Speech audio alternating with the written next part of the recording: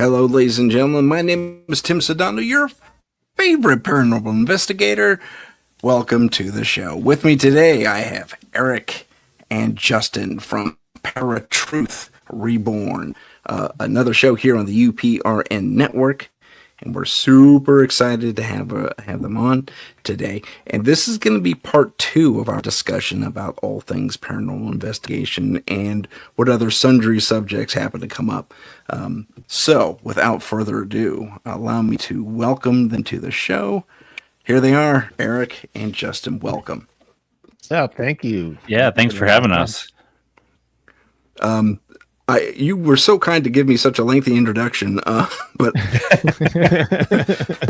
and I appreciate that. Unfortunately, I didn't call up those parts for you in time. I had the opportunity, but so that just gives us more time to actually get into what's going on. So you two were on, or either were on or are on a paranormal investigation team aside from your podcast duties. Is that correct? Yes. Yep. Once upon a time, we actually had a team. Now, if I'm out where Eric is, we do one by ourselves, and vice versa. If he's out here with me in North Dakota, we do something here too. That's a bit of a distance. I didn't realize you guys that. Yeah. Yeah, I grew up in Cleveland, Don't you have Ohio. A couple states in between you? Nothing but a little walk, you know. Yeah. No, we both grew I'm up trying in to think of the map of the United States in my head. I'm thinking, what's the coast there? Ohio's over here. Yeah. It's roughly an 18 to 19 hour drive. If you're lucky. If you're lucky, from here to there. But yeah, we both grew up in Cleveland. I'm back in Cleveland now. I was in Virginia and Atlanta for several years. But he moved to North Dakota. I forget how many years ago. It's been 15 years. 15, oh my goodness! Wow. that feels that makes me feel old. I mean, let's face it, we're both getting up there in age. We're getting close. But yeah, no. So when he was living in Cleveland, we had this investigative team called Night Stalkers, Paranormal Society. You guys were the Night Stalkers? Yeah. I know your team. Yeah, man. I've heard of you guys. And so we had a full team. It was going really great. And then it just so happened that Justin ended up moving to North Dakota for a couple of different reasons. But when that happened, we kind of disbanded the team. I tried to do it myself, and I'm not the organizer of the team here. That's really Justin's thing, Let's just say Justin tries to get most of the guests for the shows. I'm the creative here. He's definitely the, But yeah, so that I feel your pain. But it's cool. Like, it was fun having the investigative team. We did a lot of stuff. We did, as we said on our show, Jeffrey Dahmer's house, childhood home. So we're the first investigative team there. We did this place called Ghost Alley, which is a haunted bowling alley here in Ohio. In what was that? I want to say it's a Stowe area. Anyone in Ohio who's listening, you would know where that is probably. And I don't believe it's actually named Ghost Alley, right? It's not named, but that's just what it's called because it's so haunted. Which there's some funny stories with that we could get into a little later. Yeah, sure. But then we've done a couple of home residents as well, both on site, and I've done some work with people off site, just through telephone communication, basically demonic hauntings, in which I would reach out and we would talk things through, and I would help them out. Okay. In whatever way was beneficial for the individual, for the client. Gotcha. But yeah, now it's just, if we're together, we go out and do stuff. There's a lot of places in Cleveland. There's a lot of places in North Dakota that are really great places for some investigative work. A lot of ghost towns out there, and just a lot of history here in Cleveland. So it's always fun doing stuff like that for sure. Right on. I'm going to work backwards from I'm going to use some of your questions that you asked me on the other portion of this. Oh, you're cheating. What was? Yeah, totally cheating. You asked some good questions. Like, why didn't I think of that? But what was the case that stands out? One that just blows your hair back every single time you think or hear of it. I'd have to say the Jeffrey Dahmer house. That's the one we always refer to. What was the place that we did where we saw the Reaper? Rockefeller Center. That one was pretty good too. We had a couple of different things there. Nothing as good as the Jeffrey Dahmer house, but we ended up having a picture at the Rockefeller Center, and we had looked at it. We had the other team look at it, and we thought we had what looked like kind of like a Grim Reaper on a photo. Years later, technology has advanced. Eric has started his degree in cinematography, and he just randomly looks at this picture, picks it apart, and he's like, dude, you remember that picture? And I'm like, yeah. It's like, it was a freaking bush. I'm like, what? We told the client there was a skeleton type thing in your business complex, and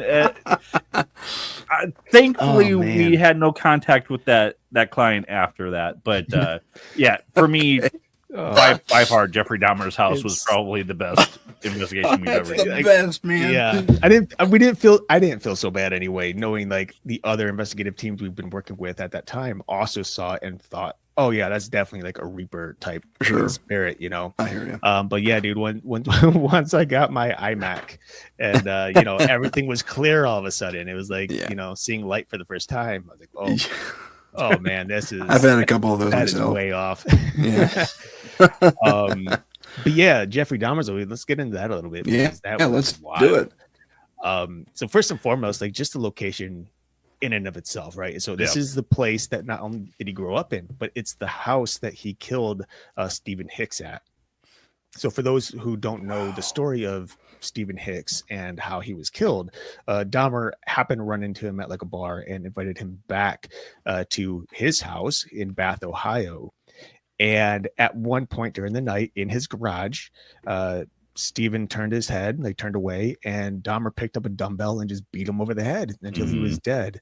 And once he did that, he dragged him to this little cubby under the house where he chopped him up into little pieces, separated the bones from his flesh, or flesh from his bones, and then stored him into various black plastic bags, garbage bags, and then scattered the remains throughout the backyard.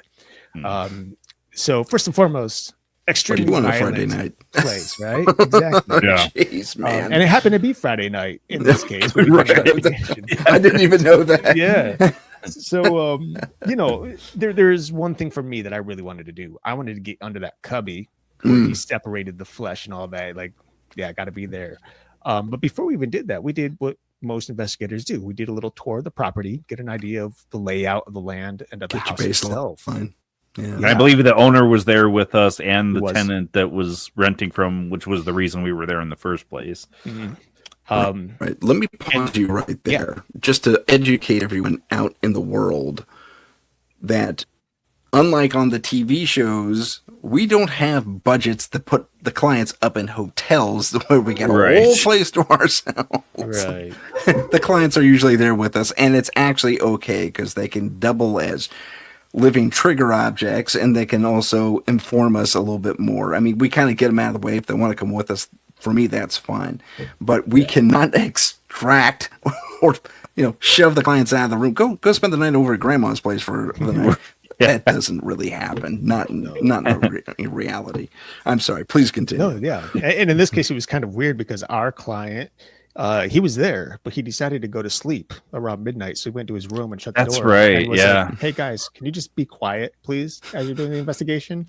And that was it. We didn't see him until like 5 or 6 o'clock the next morning. But it's okay, cool. But anyways, we're scoping out the property, and there's this little trail in the backyard. It's just a bunch of trees in the backyard. And so we're taking this trail and walking around this tree, and it was about dusk at this point. And I just so happened to notice out the corner of my eye this nail about 2 inches long sticking out of the tree that almost caught the corner of my eye. And I like jumped back and just, I was like, well, that's weird. It's a nail. But then as I was sitting there looking at it, it dawned on me. Jeffrey Dahmer, when he was a kid, he used to capture squirrels and frogs, and he would nail them onto the trees when he was a kid. Stray cats as well. Stray cats, and he would dissect them and do all these horrible things. Good times. And I did, I kind of backtracked, did the math here, and realized that if that nail had been put in at roughly, if he was the age of 8 or so, that course of time between then and when we were investigating and that tree grew, that nail would have grown with the tree. Yeah. So this nail was great possibility that this nail was put there by Dahmer himself. Oh. And, at the time I wasn't a collector of weird items. Today I am. So I kind of wish I had that nail, because I would have just plucked that thing out and like, this is coming home with me. But yeah, so, that was something that just right off the bat was like, that's crazy. Like, that's kind of cool. Also kind of creepy.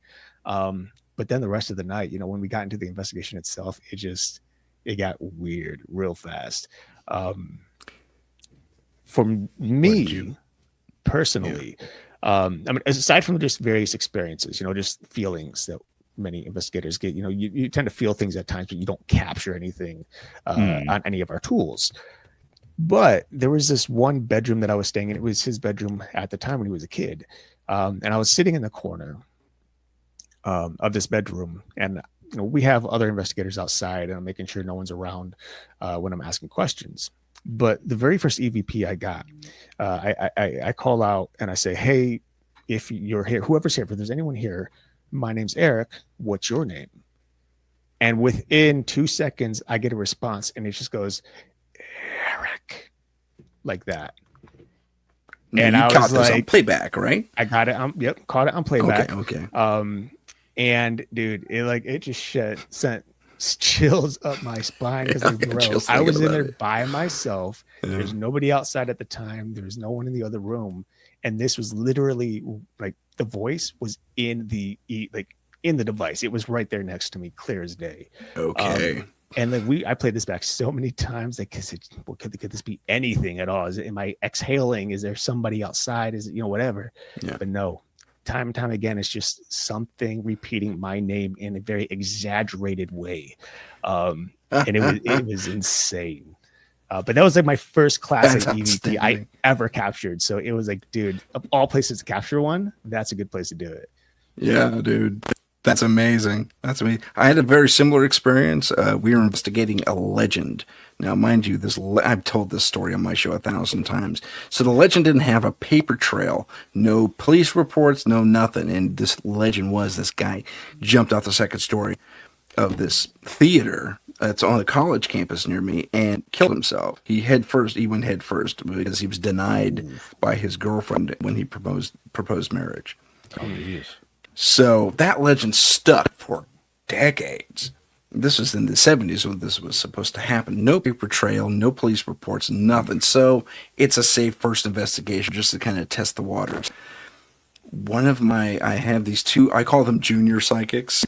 There's these two young ladies who were with us on our first case. And she has a voice recorder. I have the camera on her, and there's a second camera over like a distance away. We're at the entry point to this theater where this kid came down, and she asked the question, is there anyone here with us? And on playback you hear, and her name is Farah, by the way, the voice says, I'm right next to you, Farah.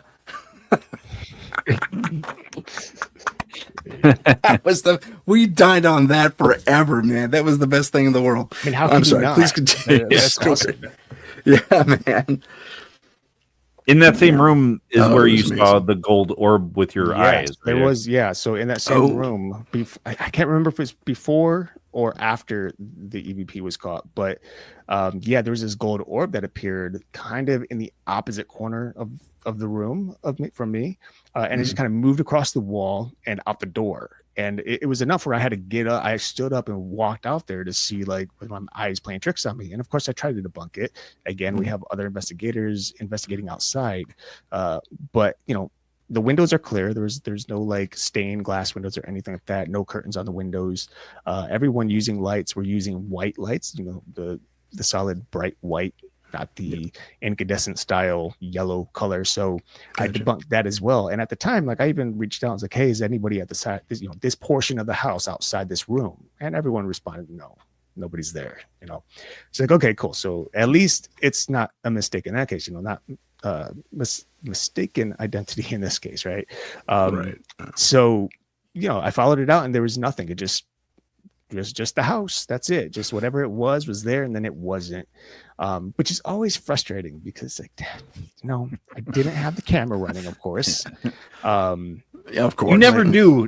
Whenever you tell me about anything, you're like, oh, I didn't have my camera out. I'm one of those horrible people that we just despise on like YouTube channels and stuff. Where they're like, oh, all this happened, but I have no evidence of it whatsoever. I'm one of those people. Yeah, same. Unfortunately. Yeah.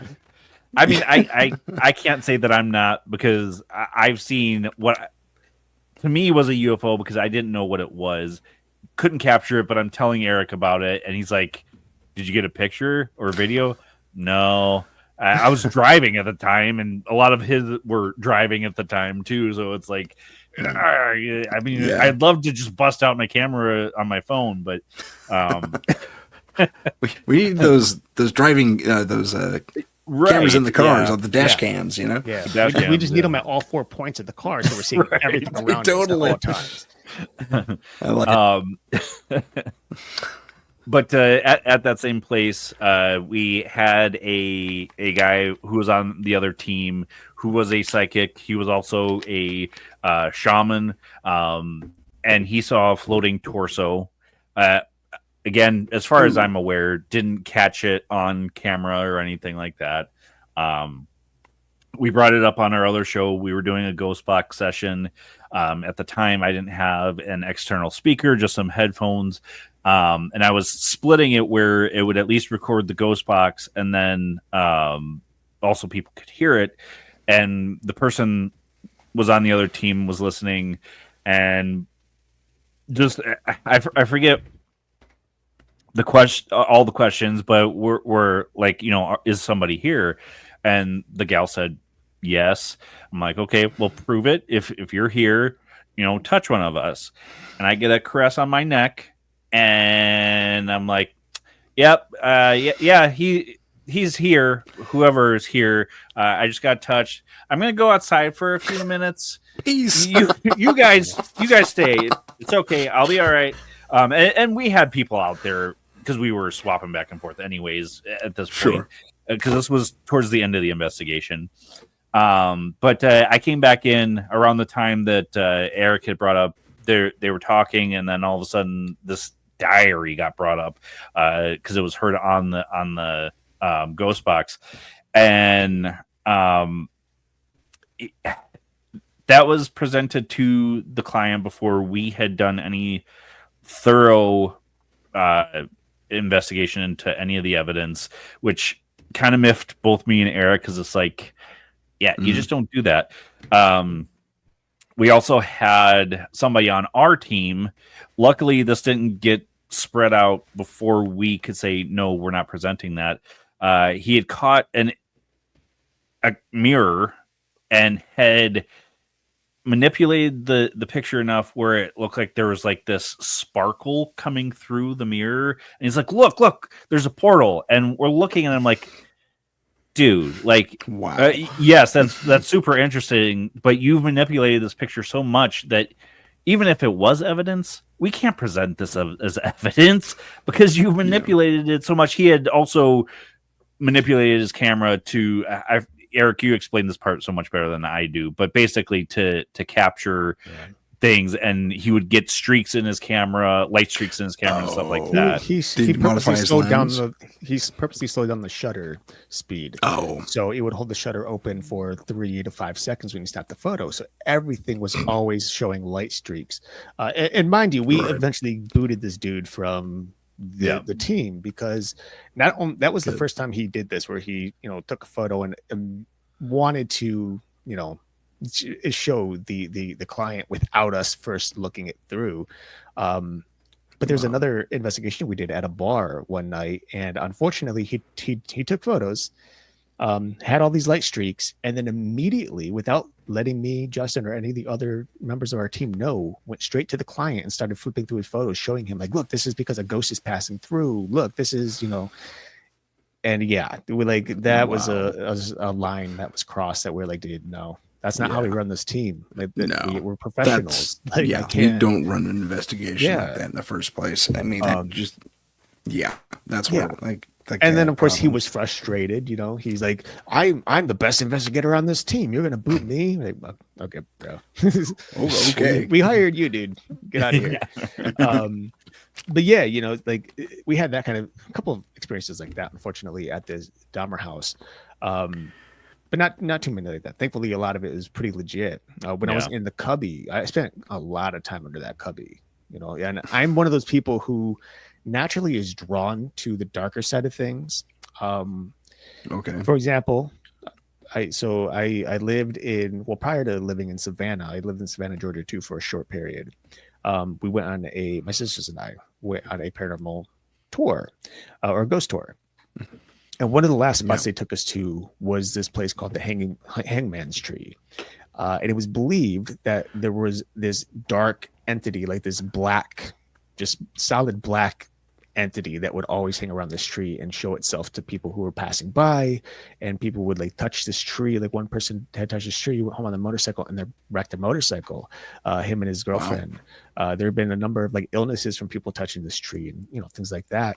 Mm-hmm. And so naturally, who's the idiot who's standing there, who hears all this stuff, is like, oh, yeah, I'm gonna just touch that tree right there, right? And of course, my sisters, they knew it and they saw it. It was too quick, they weren't fast enough, and all you hear is Eric, and everybody turns to look, and now I'm like the center of attention, holding this tree, and I'm like, I can't explain it. I was just I was drawn in. But so because of that, with the Dahmer house, I was always under this cubby because that's where he cut Stephen Hicks up and separated the flesh and the bone, and I didn't catch anything under there, but the experience was pretty intense because at first it was just a normal night. I imagine the vibe down there was pretty. Yeah, and it was out in the open. It was pretty filled up at this point. It used to be really a big open area, but they filled it in with dirt and gravel. But there was still enough space where you can get underneath the floorboards and just kind of hang out under there. But, as I'm sitting there asking questions or just trying to, in a way, meditate in the area, the air became thicker and heavier, became intensely hot, and which you would think, you're under a floor, but I was right there next to the door. It's not I'm 20 feet from this door. It's literally a 2-foot walk from the place I was to this door, and it's 50 degrees outside. And so, everything just changed. The atmosphere changed. You get that heavy thickness in your chest. It's hard to breathe. Start to get, I'm sensitive to negative energy in particular. So I get headaches when I'm around anything that's negative. And so that happened. And it was a lot of that happening throughout the night here and there for me. And I will say, when it came to his house, I think the experiences that we had very much outweighed the evidence collected. But as a paranormal investigator who we're there for two reasons: one, to help the client, and two, we want to learn, right? And for us, even though we couldn't present enough evidence to say, look, we think this is 100% haunted, it was enough for us to walk away, but there's something up with that place. There's something happening there. What was the client's claims specifically? I'm curious to know about that because, it's the Dahmer house. You'd think that you'd see some pretty visceral stuff. Yeah. I'm trying to remember. I know there was shadows moving. Was there other stuff? He was witnessing shadows move. He was noticing lights being turned on and off. Things being misplaced, supposedly moved from wherever he left them. Gotcha. Okay. But he was also, and I don't. Unfortunately, there are individuals out there who are like this. We were the first team to go there, and thankfully, it didn't come out of our wallet. But one of the teams we were collaborating with, they had to pay a fee to go and investigate for him as well. For pay the owner the client wanted information, but the owner said, "Oh no, wait, nope, can't have people coming into this house." And Well, he wanted this footage for a documentary he wanted to do as too. well. Oh, which never got made. all right. Right. I kind By of him. that. Yeah. But- So it was one of those deals, which, for, again, Justin and I were like, hey, this is a free shot to get into Dahmer's house. We're in. Let's go. Yeah. And like since Absolutely. then, that house has been used for plenty of things, for documentaries. It was used in My Friend Dahmer, which is a Netflix TV show. They actually filmed at that house. So there has been a lot of media there since we were Headfirst Investigating. Yeah, because I don't think there's Gotcha. anybody living in it right now. No, not anymore. Which isn't a bad thing for those who want to try to get in. I'm going to say that's a plus Yeah. for sure. I do have to say, when it went up for sale, I seriously considered buying it, but for the price they were wanting for it, I'm like, Yeah. probably Now, not. where is Dahmer's house again? Is it out in the sticks or is it in the suburb? Or Yeah, Bath, Ohio. It's southwest. It's roughly 25 Cleveland? minutes south of Cleveland. okay, so is it on a larger It's- piece of property then? It's or- on a slightly larger piece of property. Yeah. So right next to it is kind of like a state park. So there's like there's a street, but also a hiking trail right over there Yep. as well, like a cement walking trail. But the closest house next to it is, goodness, I don't know, probably like around 40, 50 yards from it. So you're relatively secluded for the most part, and again, it's surrounded by trees, so you don't have a lot of light pollution or anything like that happening. But yeah, and like in Cleveland, Okay. Cleveland is really big for its national parks. Yeah. The Cuyahoga Valley National Park is, at least was last year, the third rated the third best national park in the country, All right. which is saying a lot considering how That's many All the national parks we have, yeah. So, and this is kind of like just butted right up against the national park system. Nice. So, you'll be in Cleveland. It's all very urban. Go out a little bit. Like I live in the suburbs of Cleveland. But then you got a little further and you're in this open land. We got a lot of farmland out here as well. We got the national parks that take up a significant amount of real estate, which is really cool too. If you're getting into like, stuff about Bigfoot or the Dog Man, things like that. We have all those legends here as well. That's So awesome. that's pretty cool. Yeah. That is pretty cool. So you go to the Dahmer house, you see all this fun stuff fun stuff. I say colloquially, but yeah, I mean, you caught some interesting things for sure. Now, were you convinced it was Dahmer messing with you? Did he come back to that site, or do you think something else was at play? Do you think maybe Dahmer was influenced? Did you get that far into the investigation? I personally don't think it was Dahmer. I think it was something else there.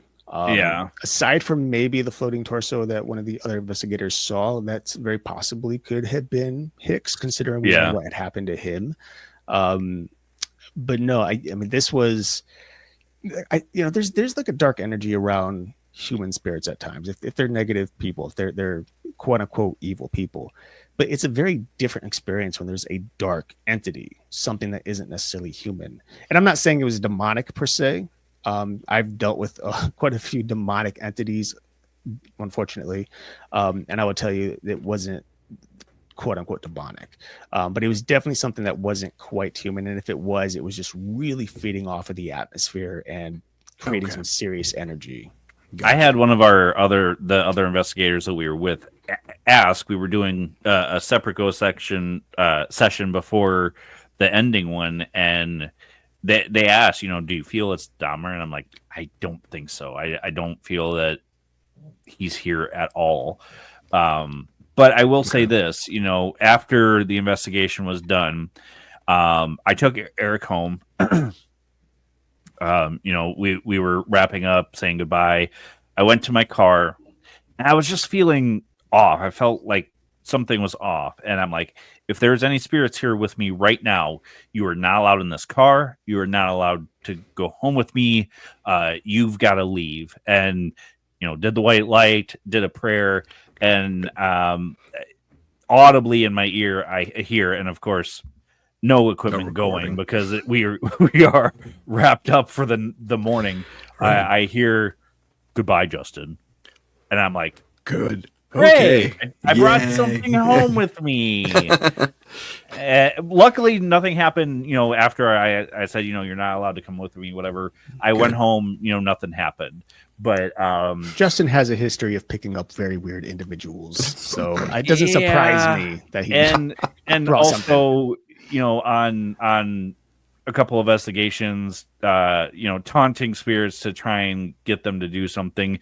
This was well before maturity in investigations. Luckily, also not in anybody's home. We were in a national park, and I'm taunting what people had deemed the Wraith, quote unquote, the Wraith. And everybody else was out doing their own thing. And then I taunted it, and it felt like something was like grabbing my chest, like digging their fingers into my chest. And looking back, I'm like, you were so stupid. You were so stupid. And you were so infantile in your sensitivity, because I had kind of started pursuing mediumship at that point, to think that you being a medium is going to stop something from hurting you. And if I could go to myself back then and be like, stop it, no. But at the Dahmer house, I don't think any of us had done any provoking or anything, because we knew what was happening there. So I do want to add, though, that story that Justin just told, it was at a place called Indigo Lake, which is, as you said, part of the national park here, Cuyahoga Valley National Park. We mostly used a ghost box, and there was some weird stuff happening, and we would ask questions, and this is where the name Wraith came in. And I would ask things like, what do you want? And it would be very just gruesome with things like, I want blood, guts, stab, stuff like that. Would keep saying, yeah. Really? Yeah. You sure it wasn't Dahmer? Yeah. Well, I believe at this site is where a Native American massacre happened as well. Okay. But, yeah. So, but we had a lot of that audio being captured. So it was really creepy for sure. Yeah. But the only photo that we got, and we took a bunch of photos, but only one thing showed up. Sorry, my cat is just. It's your cat. It's not a shadow person. It's a kitty. The one photo that we took, which happened to be pretty deep into the park, was just. And mind you, there's no lights in a national park. It's dark. We might use flash, of course, when we're out there, which we did. But there was this really weird green mist hovering over the ground right next to us. Can't explain what it was. No other photo had that green mist, even though we always took multiple shots at the same spot just to protect whatever it is we're taking. We have things to debunk, or if we see any discrepancies in anything, we'd be like, okay, cool, so this is debunked or this isn't. And in this case, there's this green mist hovering next to us in this park while all this stuff is happening, and no other photo picked it up. So to this day, I don't know what it was. I don't know how it would have manifested as a green mist if it was natural. Unless it was some sort of bioluminescent. Yeah, it was like weird. But that was the only thing we got from that investigation. Yeah. That's intriguing. That's really intriguing, actually. Yeah. Gotta go back there. I'll join you. Yeah. Wasn't split to Ohio. When you're out there and you're doing your investigations, are you, how do I put this? Are you going in prepared to okay, let me restate that. That didn't make sense. Of course you're prepared, but never. It's just never. No, really, you know what? I think I'm just walking to this random house and hey, you need ghost hunting done? No. And we get random recordings like, why are you here? And we're like, we're supposed to be here. It's our job, darn it. When are you I should say making preparations for yourself to be there. Like you mentioned the protection, the white light protection, the prayer, maybe that little prayer. My psychic, JJ, I mentioned her in the last show. She developed a protocol for us every time we go to investigation, and it would be to kind of ground ourselves, a little bit of minor meditation there, and we do the white light thing. You fill yourself with white light and project out, give yourself a little shield. She calls it bubbling. Okay. And it sounds silly to say loud, but it works because when we weren't doing it, and we were super lucky, Henry and I didn't practice any of that stuff. We just went in, hey, we have technology. We're going to solve this thing. Yeah. And, you were speaking earlier, Justin, of the naivete of our youth. Even 10 years ago, 20 years ago, I guess it is now.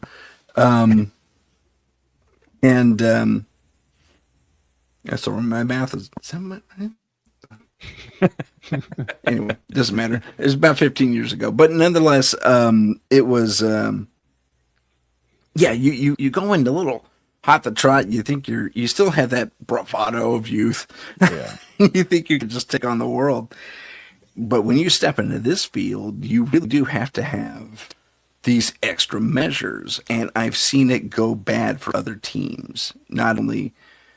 Some of the more legitimate ones on television, where they're constantly racked by something going on, like they took something home with them, like you almost did, Justin. That type of thing. And I've seen it with local teams too, when they were just at gung ho. So when she presented that to us, Henry and I both took it to heart, as silly as it initially felt, because I'd rather go in with it than without it. I'll put it that way. Right, so, do you guys have such a ritual or a protocol?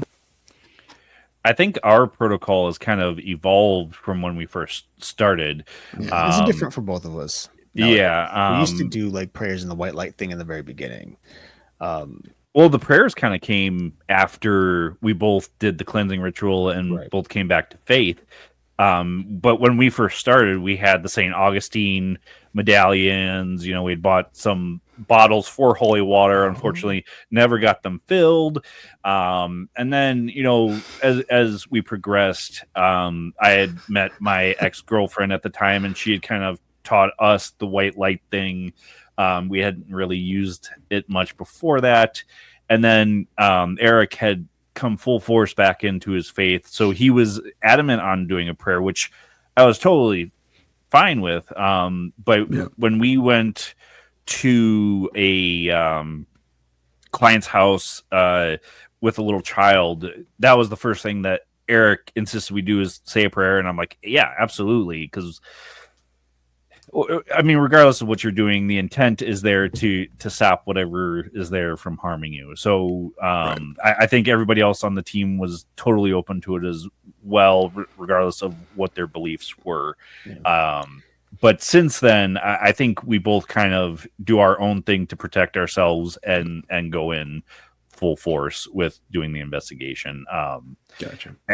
Eric, I don't know if yours has changed as much, because I know we both still do the prayer thing kind of prior to.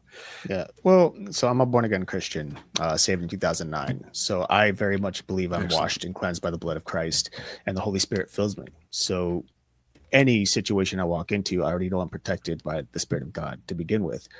But if I know I'm walking into a situation, I'm prepping for it, I usually go into prayer and do some fasting to really align myself with God and just be filled entirely by the Spirit. And I have noticed that sometimes it's, now this is, maybe there's other Christians out there who would experience this, but as someone who wasn't a Christian and then became a Christian and then has had a faith grown as it has, there have been times where, people walk into these places and they're like, this is haunted. Like, you need to witness this. And I walk in and just everything stops and there's nothing happening. And like, it's clear, it's clean, there's nothing there. And I'm like, sorry guys. Maybe I shouldn't be here if you guys want to investigate stuff. But it's happened like that a lot, where like I'm just not affected by things often anymore. I don't have like attachments don't happen. I'm not typically in an investigation. I'm not typically like teased or tormented by darker spirits or anything negative. Those things still show up in my own home, unfortunately. Like the whole reason that or the way I was led to faith was due to 3 months of demonic oppression.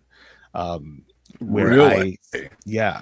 So if you want to hear that, I can share that. So go into it briefly. Okay. I mean, yeah, no, for sure. So back in 2007, 2008, I decided to delve into some demonology. And the very first book I decided to jump into was The Lesser Key of Solomon, which was written by, or at least forwarded by Aleister Crowley. And so, you know, this whole book is filled with magic spells and rituals to summon 72 different demons. Now, I thought nothing of it. I'm just enjoying this book. It's pretty cool. Well, one night, I forget how far into this book I am, but one night I go to lay down in bed, and you know that kind of stage where you're like almost asleep, but you're not fully asleep. You're like kind of aware still, but your body's just like, oh yeah, we're just gonna go, you know, twilight sleep. Well, sure. I was in that stage, and I had what I only can consider a vision. And it was just this very vivid image of I'm guessing a man's face, very elongated. His mouth was wide open. His eyes were just white sockets. He had long, white, stringy hair and tentacles kind of coming out of his face. And it was one of those things where, like, when I saw that, I was startled awake. I was like, well, that was weird. Well, for the next 2 weeks, I would have visions like it. Not necessarily that person, but various horrifying images that would just appear to me in that stage of sleep. That eventually grew into nightmares, and those nightmares grew into night terrors. And these were things where, like, you know, one dream, for example, my sisters were in hell, and the only way I could get them out was to take a dagger, split open my own stomach, and pull out my organs in the bottom. That was in the dream? That was in the dream. Wow. I had a vivid dream of a werewolf attack, just mutilating and destroying everybody in a particular house. I didn't know these people. I was just. Were you the werewolf? Just out of curiosity. No. Okay. No. He wishes in the dream. In the dream, rather. Yeah. You know, and so these things would like happen, and as it would happen, you know, 3-4 weeks in, I started seeing things around the house. It began at night, where the side of my bed, the edge of my bed, would sink down as if somebody was sitting in it. I would have somebody touch my hair or my face. I would see these black masses standing at the edge of my bed, and this isn't like paralysis type things. This is like I'm wide awake, laying in bed at 3 a.m, literally, and there's this thing standing at the edge of my bed, just staring at me. One night, which was just like really spooked me, I was lying in bed. It was around midnight, and I heard what sounded like my dog trying to keep the tail out of the camera. Sorry. Always wants to be the center of attention. He's like, this story's enough. My right. I'm laying in bed at midnight, and I hear what sounds like a dog. One of my parents' dogs walking down the hallway. They had a wooden floor, and you know, when a dog walks on it, you can hear their claws, their nails kind of click on the floor. So I was like, okay, there's a dog walking down, and I'm looking under the door. There's a little nightlight on the other side, so I can see a shadow pass by. The shadow never passed by, and the footsteps stopped right at my door. And I'm like, okay, that's weird. Come on, dog. Right? Her name was Mackenzie. I'm like, come on, Mackenzie. Then all of a sudden, there's this deep guttural growl, and wind blows out of my face right at the side of my bed. And then I jumped way back. I was like, holy crap. Yeah. Like, what was that, right? And so it would just be this constant thing. It'd be nightmares, these entities, nightmares, entities.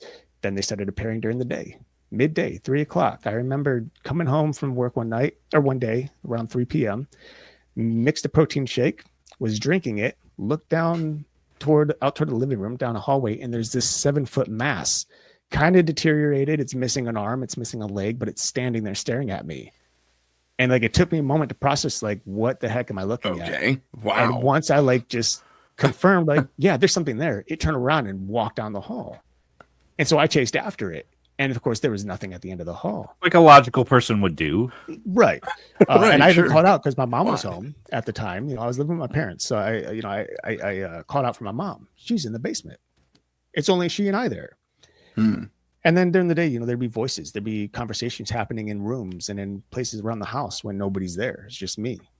And yeah, it went and went and went until it just was too much. And I happened to do this, this cleansing ritual that Justin's ex had showed us. And I did all the things where it was like mid-September, nighttime, like pitch dark, raining, it was pouring outside, nothing but shorts and a t-shirt, no shoes, no socks, anything like that, right? So we're out there and I'm like listing off all these negative things in my life on top of the demonic oppression or affliction. And at the very end, the one thing that we were supposed to like imagine putting this dark energy, this black energy into the ground and then calling for it to come back as white light. Well, instead of putting it into the ground like I was supposed to, and I don't know why I said this, I have no clue whatsoever, but instead I said, Lord, I place this all at your feet and just ask for you to return whatever is white and whatever is good. And I kid you not, the rain stopped, the clouds parted, and there was a full moon. And it was like the brightest full moon I'd ever witnessed. And I was filled with this joy that I did not know what it was, had no idea. And like all I did was I went on Facebook. I was new on Facebook back then because Facebook was very new.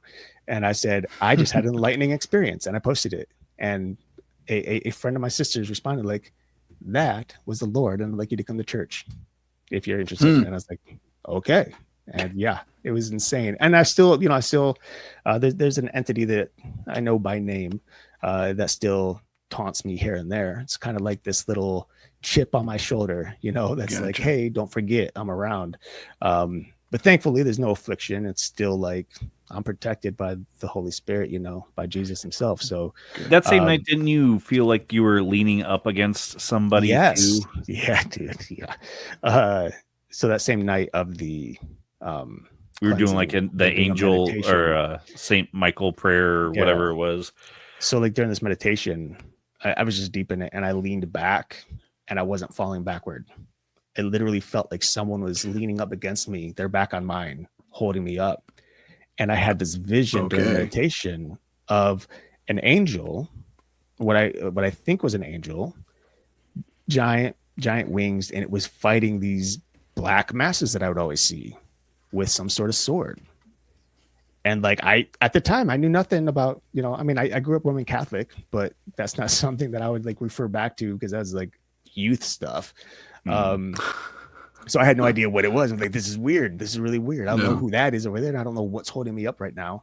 But yeah, it all manifested into coming to know the Lord. And yeah, dude, it was insane. Like, and I said, again, ever since I've been like really focused on, if I could help anyone, it's helping them with demonic affliction or oppression. Like that's kind of the thing I do as an investigator now. I want to help people who are going through that type of stuff because there are a lot of individuals who don't understand it, know, and like I realized that I was put through that type of thing for a reason. At least I believe so. And so now in my walk, my faith walk, it's like, okay, well, I know why I went through all of that, and I can help these individuals. And thankfully I have been able to help individuals, which is super cool. It is. It's fantastic when you can help people out. I've talked about the duplex on my show a gazillion times, so I'll give a super brief thing. This place had everything. And the poltergeist activity, orbs, full-bodied apparitions, phantom noises. On our investigation, I caught the sound, but not the visual, and I had my camera running right on the spot of what I call the demon monkey. It's this thing, you know how gorillas and chimps gallop when they run? They're kind of on all fours. They kind of go almost sideways. Well, this thing had no hair. It was monkey-shaped or chimp-shaped, but the skin was elephantine and gross, and it was so hunched over you couldn't see its head, really. As it gallops by, its back to me. See, But let me just say, I'm sorry to interrupt, but let me just say there are two things you just said that I hate, and that is demons and chimps. So that sounds horrifying to me. again, this is what I called it. Never knew that I'm just about my telling you what cousin, it that he was looked afraid like. of chimps. I don't like. I Good to don't know. Like chimps. Good to know. So this creature gallops on down. I have it on, at least I hope I have it on camera. On playback, it didn't show up, but the sound was certainly there, and everybody heard this thing go. But we also had a full-bodied apparition step through a mirror and admonish my junior psychic for like 10 minutes and made her cry in the whole thing. I was very upset. Wow. And one of the, as we were leaving, I kept bumping my head on these paper lanterns. Everyone else in the house was kind of short. I'm 6 foot. I kept bumping my head on these paper lanterns they had hung up, and they were 5-point stars. Venal stars pointed up, but within them, they had a bunch of little other 5-point stars in various orientations. And every room in the house had a cross. Simple little brass cross, Christian family. And so you have a collision of ideas and things there. So I said, do me a favor. Before I leave, take down all these stars, fold them up, put them in the attic, whatever. Don't burn them.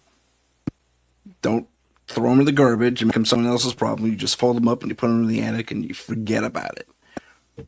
I get a call the next day. Tim, it stopped. Whatever you did, it stopped. I said, the only thing I did was tell you to take those stars down. I don't know how to cleanse a house, So I didn't do anything, on the sly or anything like that and cast out the evil. I just noticed the collision of energy. And it did the trick. So there's that too. So being able to help that family was probably the best feeling in the world, and really solidified our direction. Yeah. When as an investigative team. I'll tell you what, there was I wouldn't even call it an investigation, but somebody reached out to Justin because he had still had the Night Stalker email, and he sent it to me because this woman was in Cleveland, and she was horrified. She was scared to death because she claimed there was a demon in her not attic, but at the top of her stairs on the second floor of her house. I think that's where her son was staying or living or whatever. Yeah, her son was staying on the second floor, and she was afraid for him. She was afraid for herself, and she was very vivid with me. She told me it's a black mass that stands at the top of the stairs looking down at her, has red eyes, and she sees it regularly. Her son has seen it, and so I'm going through all this stuff. I want to know. I do the typical investigative thing. What's your health like? And we get into the deep stuff like mental health, medications, family issues, all that stuff. Well, we kind of get all that through all of that. And I just tell her, like, look, I'm going to church tonight. This is Sunday night. So I'm like, I'm going to church tonight. I've got a group of friends there who are going to pray with me over you and your family. And we're going to see what happens. And so I go and I get this group together. Even my pastor pops up, and like, I wasn't very familiar with my pastor at the time. So he's just like, hey, what's going on here? Big circle. Yeah, well, there's this woman who's dealing with this problem. We're going to pray. So we did. We all took turns praying, all of us in this circle. And my friend, and mind you, I told them nothing. All I said is this woman who's dealing with a dark entity, possibly demonic. That's it. Okay. And as soon as we finished the prayer, one of my buddies, who ex-military, absolutely wants nothing to do with demonic activity, ghosts, nothing. It scares him to death. Yeah. He comes up to me and he says, hey, I want to share. I need to share something with you. It's like, okay. He's like, well, while we were praying, I had like this weird vision of this, like, I can't explain it, like a black mass with these really bright red eyes screaming. And I was like, whoa, dude. Whoa. So I walked him through everything. And I reached out to this woman the next day. I was like, hey, how are you doing? She's like, I can't explain it. Like everything, it feels lifted. Like everything feels light in this house. All of a sudden, I'm like, so, we had that whole discussion. And about 2 weeks later, she reached out again and said she started feeling like something was back negative. And so we had to talk, and it turned out that her mom, who she had a lot of issues with, who was also living at the house, she had gone like 3 days after this prayer, she had gone to the hospital and then had returned 2 weeks later. And now this woman is also battling with anxiety over her mom. So there's like, we had this demonic entity feeding off the anxiety of this woman who was dealing with issues with her mom while also dealing with a teenager who was witnessing this entity. So we kind of pieced things together. It's like, look, you need to don't get too, absorbed with this, because if you don't allow the Lord to just like walk with you, it is very clear in scripture that when a spirit is cast out of a place, it'll wander the earth, come back, find its home clean, swept up, and completely vacant, and it'll bring with it 7 more spirits more deadly or more evil than itself. And then it's all so much worse. And and that's my faith. That's what I believe. And so sure enough, she like started going to therapy and started working on things. I know. He's insane. He's like, I need my attention, please. It's time for the sketches. Yep. That's exactly what it is. But yeah, it was just wild. Like that experience, people who had no idea what was happening, witnessing something in a vision that correlated with what I knew and what this woman was experiencing, which is like, dude, that's just awesome. That's awesome. That is outstanding. We are going to take a very short break. I'm just going to do it for 15 seconds. So we're going to take a station identification. We'll see you in 15 seconds. This is the United Public Radio Network, 107.7 FM in New Orleans and 105.3 in the Gulf Coast. UPRN talkradio.com. Esoteric programming at its finest. Okay, well, we got most of that out there. Hopefully that'll satisfy things. So when you're out there doing your investigation, you have your cameras, obviously, I would assume. Mm-hmm. Yes, probably still or video or both. Am I right so far? Mm-hmm. Yeah. Okay. Do you have an EMF meter with you? Yep, absolutely. Okay. And do you have voice recorders with you? Yep, sure do. Okay, good. What else do you bring with you? We've got a ghost box, which I have turned into what we would call a portal. It's just hooked to a speaker, has a couple of guitar pedals on it for reverb and eliminating the white noise, if you will, so you're not hearing the so that really helps with the ghost box sessions, even though we haven't used it really as much. And then we had recently, in the past couple of years, bought a full spectrum camera, and have used that. I just recently bought dowsing rods to try out. I haven't not tried them yet. I really want to, because I've seen people have really good and really bad experiences with it as far as getting answers. I'm trying to think. I think that's pretty much it. That and our handsome good looks. That's all we would take. Yeah. There you go. Oh, the kid's really making a star of herself right now. Yeah. Kind of funny. He's like, "Who's you calling handsome? I'm handsome. Hold on." I heard handsome. You must be talking about me. If you hear me say monster, my two will come running, because that's all we call them is monsters. Right on. Okay, so if you were, I bumped the mic. Really sorry about that. If you're, how do I put this? Let me ask a different question, or let me ask a question differently. Going out to a location, what would you say your most common location is? Houses, typically? Residences? Yeah, I think so. I think we've done more residences than anything. We did do an investigation at a friend's business that is deemed for residential, but she uses it for her cookie business. We've done an investigation there, which is probably the only time I've seen Eric get so excited about it evidence that we're getting compared to anywhere else because it's just the two of us. So, he's not exciting anybody. And I'll go into that really quick. So we were downstairs. There was a party going on, which I didn't know was supposed to be going on at the time. I thought we were going to do an investigation. It was going to be quiet. The client would be involved. Clients would be involved. But the quietest part was the basement. So we go in the basement. We're doing some stuff.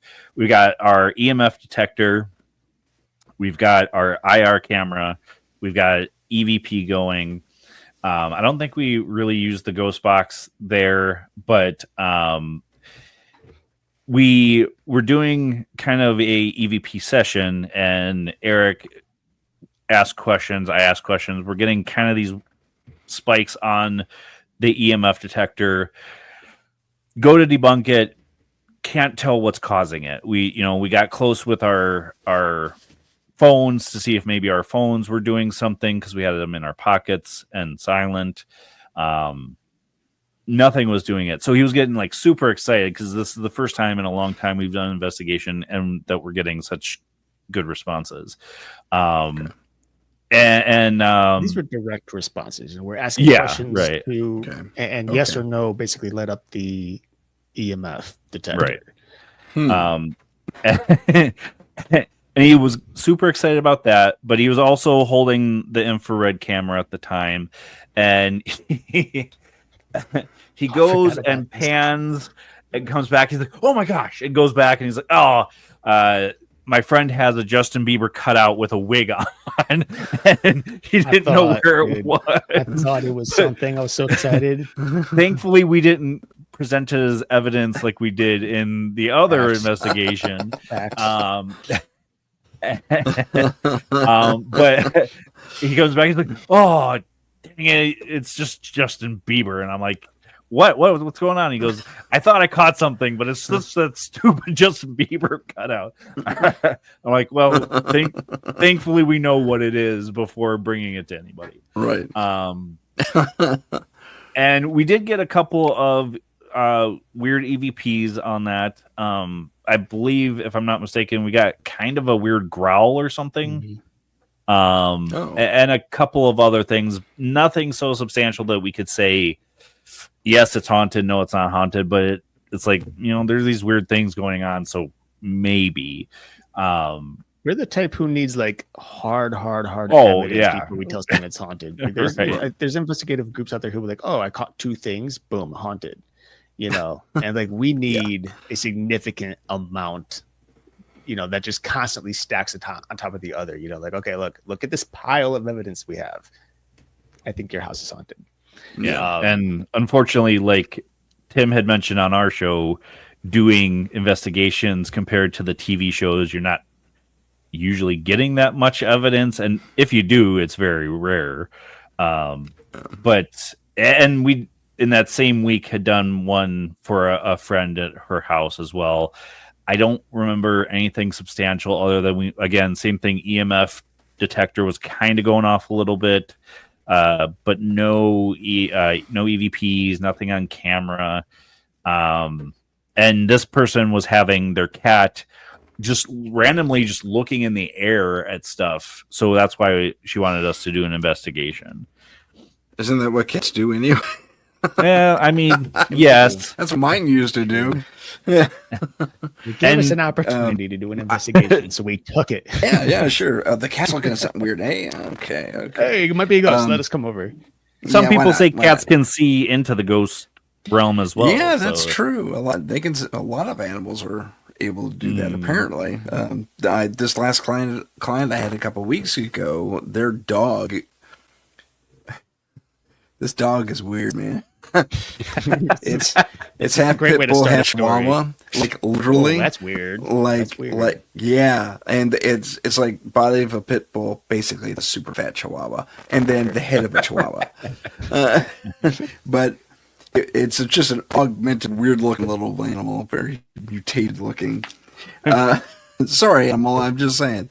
You can't tell if it's shaking or if it's growling. It's just... No, it's just yeah, it's doing its thing, but it's always locked on this one point on the sofa where in front of so the dog's bed is in front of their sofa, and just won't stop growling and staring at that area. But that's not what got us in there. What got us in there was they have security cameras in their home, and they had sat down for dinner. It was maybe an hour after they had finished cooking, and they had enchiladas.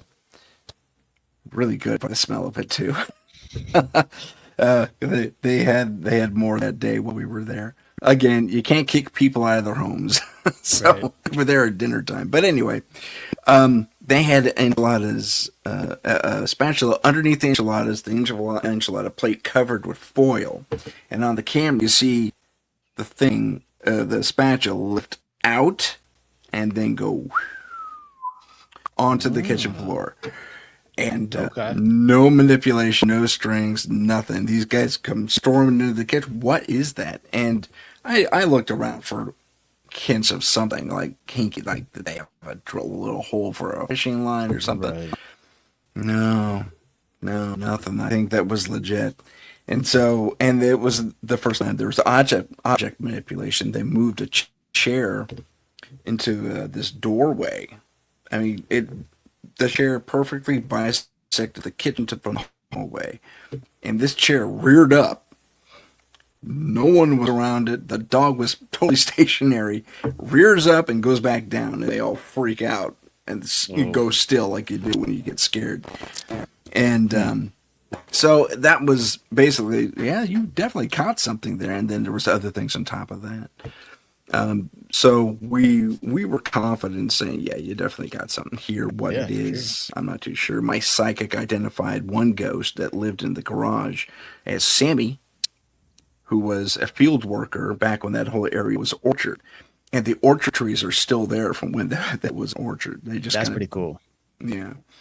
So it's on their property. It's on the fence line where there's other properties and stuff. But it was they definitely had something. Oh, and I remember something charged me. You ever get that feeling? I used to do like martial arts. Running at you. Yeah, you could feel it. There's a shift in the environment somehow, and you could feel something coming up behind you. And that happened to me. We were out in the backyard. We were on break. We weren't even trying to investigate. And something charges up on me, and I turn around. It's like, oh my God, what's going on? And I said, what the heck was that? Because there's nothing there. And it stopped. And my psychic says, something tried to come after you, dude. It's like, that's wild. What are we dealing with? So we may have to have another trip back to that place. But yeah, for sure. It was that was an intense investigation. There's just so many things happening there. Good times. But sorry, going back to my question. Sorry, I took over my own show. That's just stupid. When you're going back to my original question, I should hit pause. But when you're in a situation on an investigation, you go there based on not only what the client says, but I mean, shit, this lady sought us out too. I mean, it's not like we were talking at the store somewhere, because that's happened before too.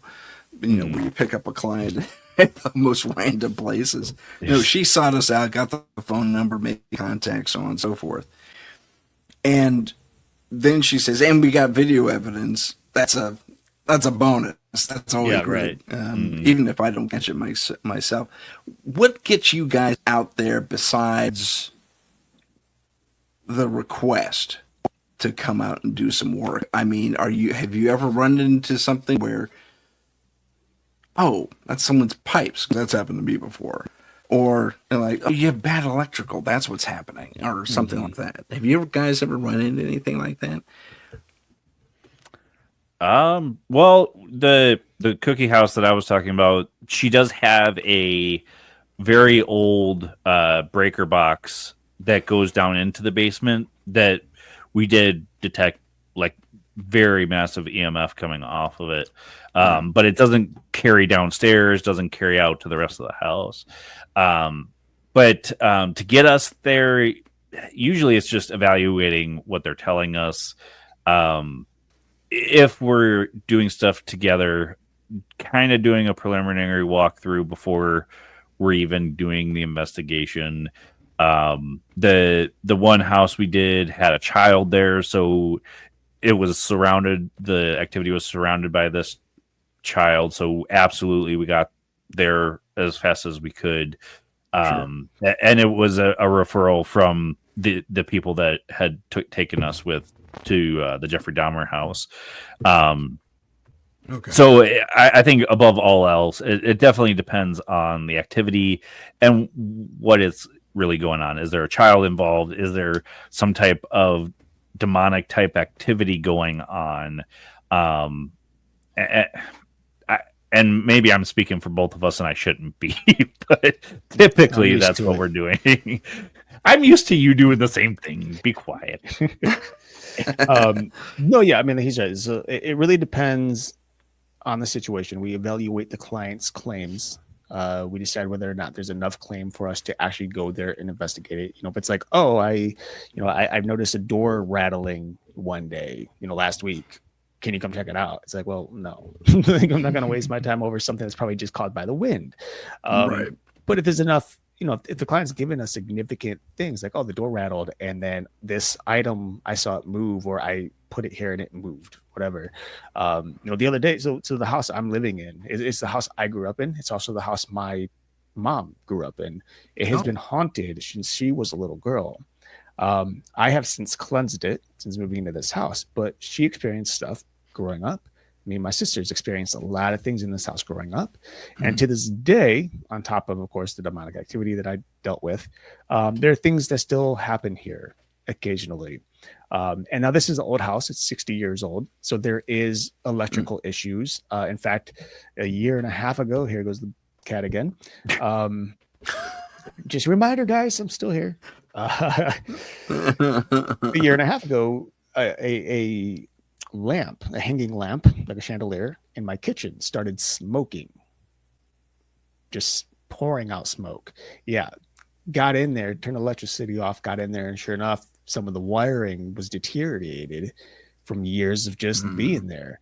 So there are plenty of EMF issues here at times, but there's also things that are not caused by EMF, such as the other day I walked. If anyone's watching the video, my cat loves to appear. The cat is in the picture. It's too funny. Okay, go ahead. So we record our show every Wednesday. So Wednesday night last week, I walked out of here, turned off all my lights. I have a lot of lights on in here. I have a headlight on, ceiling light. Flip that off as I usually do. And then was it like 2 days ago? I think I texted you, Justin. So that was roughly Sunday, I think. Sunday, Monday. I walk up here, or I walk past like the stairs. I'm downstairs. This is the second floor. So I'm on the first floor and I walk past and I notice a weird light.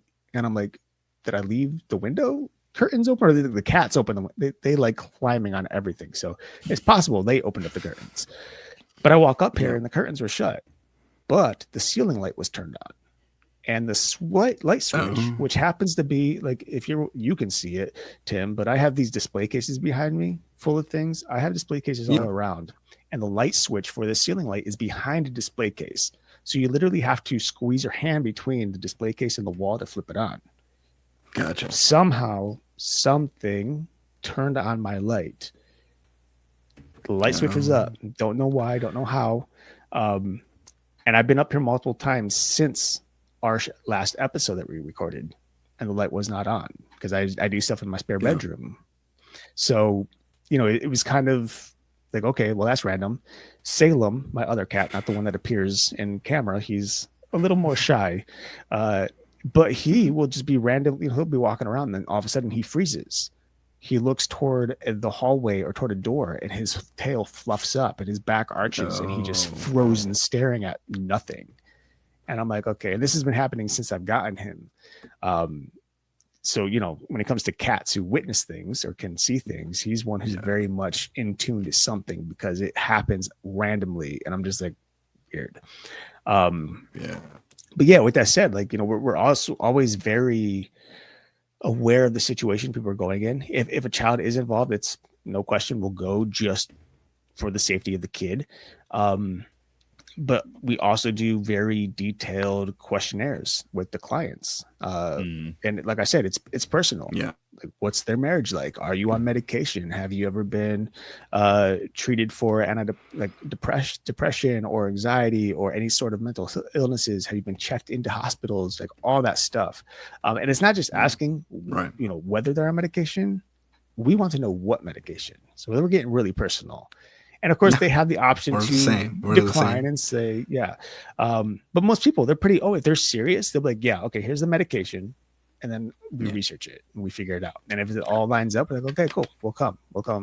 You know, if somebody's on some sort of antipsychotic because they're seeing things, for example, someone who might be either bipolar or something like that, that's something that has to come into question. Because if we go there and we don't see anything, is it possible that they're just seeing things that aren't there? You know, so it's very important that we have that information up front, and we will dig as deep as we can, even to the point of doing research on the properties and the surrounding properties. Same, yeah. So, we're pretty thorough as well. It's interesting you mentioned mental dysfunction or issues. I shouldn't say dysfunction. I guess that's politically incorrect. But sorry about that, internet. But the our last clients had admitted to that, and had they not caught stuff on their own video, I would be more suspicious. Right. But given that they had, and it was clearly, you know, unmanipulated on their part, that's kind of what made it, you know, JJ and I say, yeah, let's give this one a shot. I mean, they definitely have something happening regardless of the other extenuating circumstances. So yeah, what is the protocol that you use to say no? I mean, are you dealing with pranksters? Are you dealing with people, like you said, who my door squeaks every so often? Or, you know. Right. Yeah. I mean, one that I almost said no to. I didn't say no, but I almost said no to was the woman I had spoken about earlier with the demonic activity, the demon with the red eyes, because there was just so much happening with her psychologically that I was like, you know, anxiety, depression. She was on drugs at one point, alcoholism, you know, things like that. It's like, that's a lot, you know, and I can't, you know, I personally wouldn't feel comfortable going there myself, you know, without someone else with me. She's also the type of person who would talk about suicide, which, you know, I was someone she had just met. Stranger, suicide, Right. So I'm like, okay, well, that's an issue. Yeah. We need to contact somebody who a loved one, right? But nonetheless, you know, that's why I kept my distance. But I was like, look, I want to believe you. And I feel like there is maybe something at your house. Like I'm feeling something moving in the spirit. So let's pray. And I'll pray with my crew. And sure enough, like I said, the visions and all that happened. So there was something there. And had I not gone with my instinct or the movement of the spirit and just tried, she would possibly still be dealing with that same thing today. We don't know. But in cases in which we absolutely said no, or would say no, you know, I think that we have not said no to very many things. No, not very many at all. Because a lot of the things, investigations that we get are through other individuals we know. They're like handed to us, and we trust those individuals. So it's like, okay, you're asking us to do this, we'll do it. But yeah, I would say, like, definitely if it's something where the occurrences. Whatever it is they're witnessing has only happened for like a week straight or like a couple of days. Like that's not long enough for me to walk in and be like, okay, let's figure this out, because it's rare that it just pops open if they didn't do anything to open a door. If someone's like, well, this stuff has been happening for like 3 days, and then like, I'm like, well, what happened? When did this start? Like, well, it was after we were messing with a Ouija board. Okay, there's a good chance there's something there. It doesn't mean it's going to stick around. So let's give it another day or two. And if it's still there, let's figure it out. Because, a lot of people don't realize too, that when you open doors like that, these entities, they don't stick around very long for most people. The rare cases where it's like, hey, we're going to play with the Ouija board, or we're going to do this chant in the mirror, or we're going to, do some sort of playful seance. The rare cases, something happens, it enters through this door and it's there and it's pretty rough. But in most cases, you'll experience hair. I mean, you say hair standing on the back of your neck. That could be a natural cause, just you being scared. You might hear a knock on the wall or something like that. That's something just passing by. You opened a door crack, it came in, said hello, and it's going to leave. Like if there's nothing there to feed on, it ain't going to stick around. Right. But yeah, we do have obviously those cases that are pretty significant when people open those doors. And I'm one who has opened doors many times in the past. So it's, in those cases, it's like, okay, I feel like you probably. And he still hasn't learned. I still haven't learned. That's true. It's my burden to carry. I'm seeking psychological help. Are you though? Nope. I have too much fun with it. Oh, I think. Hold on. I had a little cutout there. Nope. Can you hear me okay? Yep. Yeah. I hear you. Yeah. Oh, okay. Fantastic. I lost you there for a second. Bizarre. Okay. And we're, thankfully we're not live, but still recording. But, okay. So,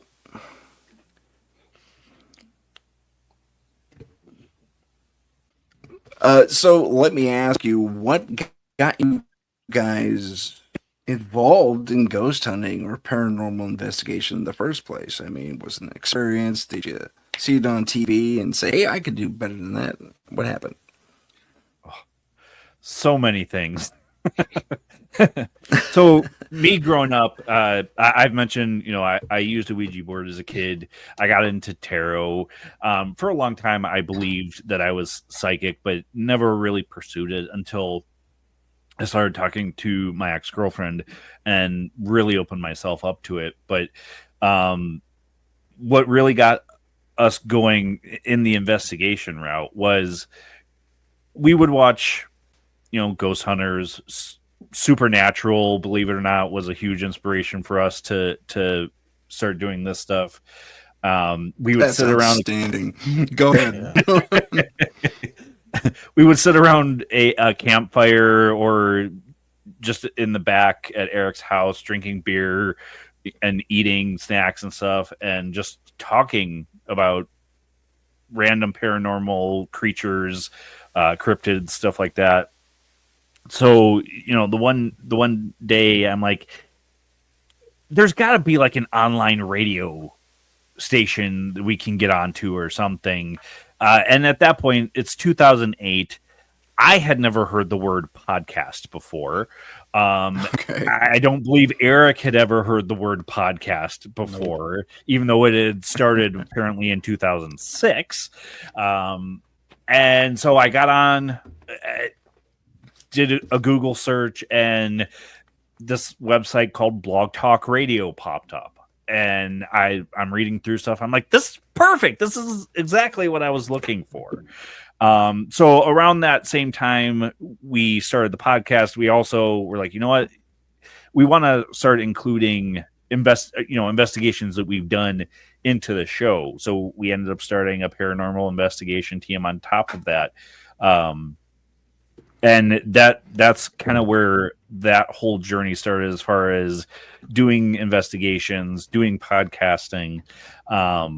Eric has had some other experiences outside of what he's already said that has kind of led him to that, but I'll let him tell that part of it. Yeah. So for me, like growing up, it was a family tradition every single Wednesday to sit down and watch the X-Files together. So Outstanding. I was really young, and so one of my very first heroes, the person I looked up to, was Fox Mulder. Like I needed to look like him, I need to dress like him, I need to go to the back then it was go to the library because there was no like internet to just get onto. So I'd go to the library and look up all the X-Files magazines, and there would be all these magazines in front of me that just says X-Files, and there's Fox and there's Scully up there. And so my sisters and I, we were just in love with this whole idea of the paranormal and the supernatural, the weird. We would go out at night, like, back when kids actually went outside and did stuff. We would go outside and we would just like look up at the stars. We had these little notebooks that we wrote FBI in, and we pretend we were like Fox and Scully or, whatever. And we'd be investigating, quote unquote, investigating these things. All make believe, of course, but that kind of stuck with me and it grew with me as I started to learn about, the truth behind some of this supernatural stuff that I was, learning about on X-Files. As I said, this house that I grew up in is haunted, or at least was haunted. So there were a lot of things happening when we were kids. There were footsteps every night walking up and down our stairs, our basement stairs, and then from our first floor to our second floor, we would have lights flickering, door handles rattling. One night, this is pretty crazy. I didn't witness this, but my sister did. So this room that I'm in, which is my studio now, used to be my bedroom when I was a kid. My sister's bedroom, they had shared a bedroom. It was directly across the hall from me. So like if I look to my right, I can see that bedroom from here. Well, my bed was lined up so that the foot of the bed was facing their door. So basically I could look and see them and they can look and see me at night, right? We're kids. So it's like, we have that comfort. Well, one night my sister wakes up in the middle of the night and she sees me sitting up in bed. And she's like, Eric, are you okay? And there's no response. Eric, what are you doing? There's no response. So she gets up and she walks over to me. What I apparently kind of disappeared and I was just laying in bed, sound asleep. And like to this day, it still weirds her out. Yeah. So there was somebody or something sitting over me that looked just like me. That wasn't me. Doppelganger. Yeah. Right. So, but yeah, so we had this stuff happening all the time. We had, we would use the Ouija board in this house. The last time we ever used it, me and my sisters were trying to talk to something, and it was a darker entity, and the planchette started to get really hot, like oven or a stove hot, where we had to pull our fingers away because it was burning, and it freaked us out. And so my mom, she took it and she like, that's it, no more. She threw it away. She's like, you guys are done with this. But I had those experiences through all of childhood, and again, I grew up with this supernatural elements all around me. And it wasn't until I was probably around 22 that I really started to delve into it. Like, I mean, I supernatural started before then, so I was really into that and stuff. But it was finally like, okay, I want to learn more. Like, I want to actually dive in, do the research, figure out what all this stuff really is.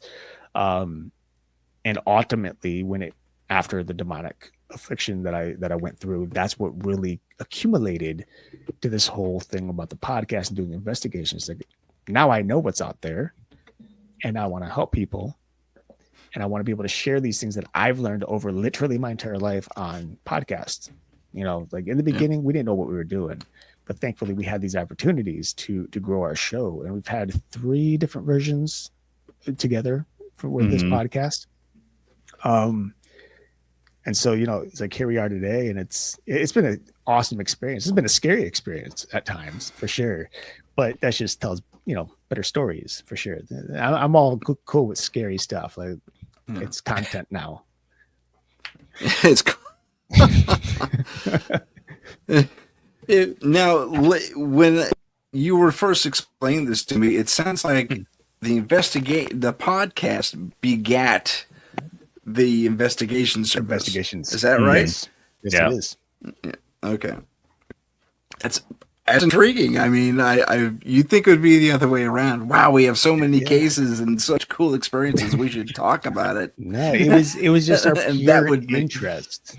Yeah, it was just our pure interest in it all. It's like, look, we already do the research. We already talk to each other about it. Why not just share all that stuff with other people?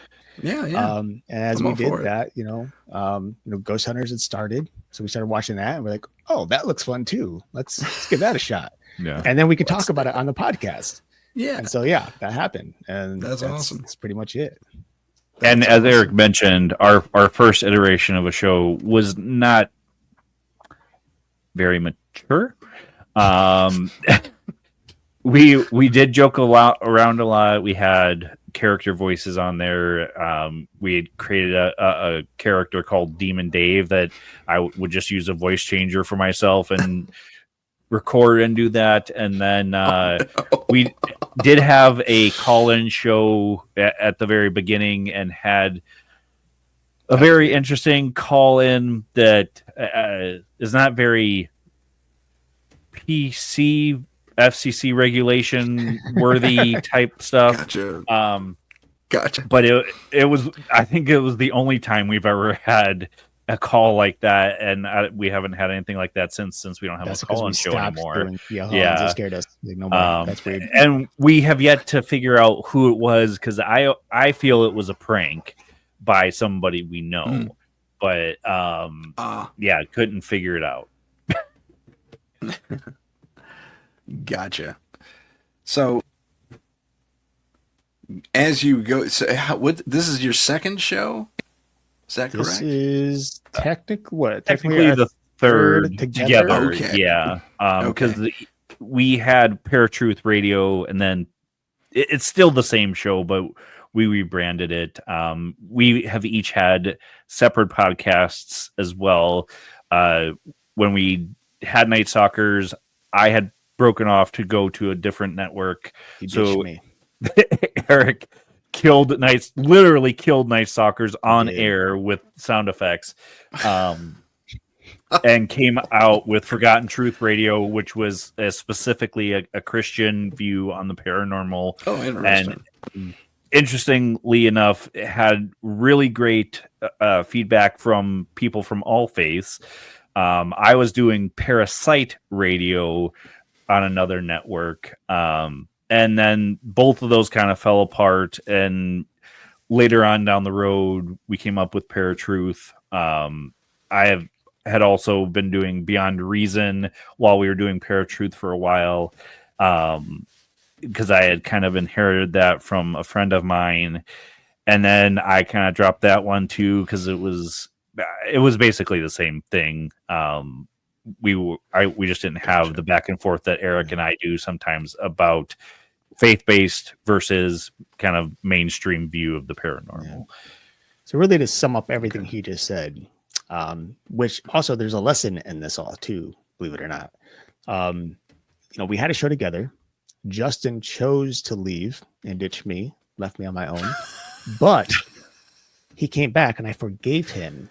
And now we're on UPRN. So forgiveness leads to really cool things. Yeah. Well, let's be fair. When I left the first time, you were very young in your faith again, and were kind of attacking some people, some guests. And I couldn't handle it, so I'm like, I can't do this.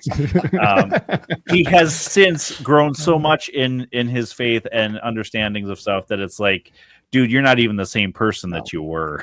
Well, that was the whole point of when I did the show myself. I did Forgotten Truth Radio. It was the idea was to kind of test and see whether or not a Christian worldview, a scientific worldview, and then the views of various occults and cult practitioners could all find an even ground and just discuss things together like civilized human beings, instead of fighting over, well, it's science, or oh no, it's Christianity, or oh no, it's Wiccan, and so every week I chose something. There was one night where I did the Wiccan traditions. I discussed Wiccan religions, and I compared and contrasted them to Christianity, showed the differences, explained my reason why I believe the Lord is the Lord. And I would do that every single week. I would do that kind of stuff. And all of my listeners, none of them were Christian, literally Wiccans, Satanists, people who delved into various other occult like practices, they at first were a little like, this sucks. I don't want to hear this.